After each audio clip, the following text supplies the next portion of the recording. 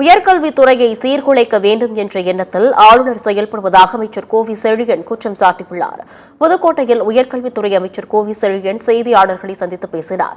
அப்போது பேசிய அவர், உயர்கல்வித்துறையில் இந்தியாவில் முதல் மாநிலம் என்ற நிலையை தமிழ்நாடு எட்டியுள்ளதாக தெரிவித்துள்ளார். இதை சீர்குலைக்க வேண்டும் என்ற எண்ணத்தில் ஆளுநர் செயல்பட்டு வருவதாக குற்றம் சாட்டியுள்ளார். ஆளுநர் இதே நிலை தொடர்ந்தால் முதலமைச்சருடன் கலந்து பேசி தக்க நடவடிக்கை எடுக்கப்படும் என்று அமைச்சர் தெரிவித்தார்.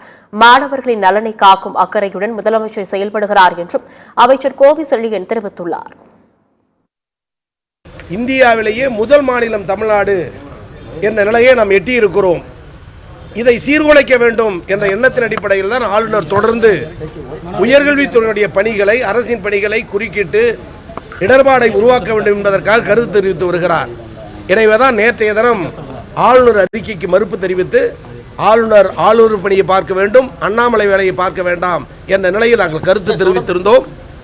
எனவே தமிழ்நாடு இனி சீனாவை போல், ஜப்பானை போல், தைவானை போல் என்று எட்டக்கூடிய சூழலை உருவாக்குவதற்கு பெருமுயற்சி எடுக்கிறோம். அதற்கான கல்வி திட்டங்கள் உருவாக்கப்படும். நன்றி, வணக்கம்.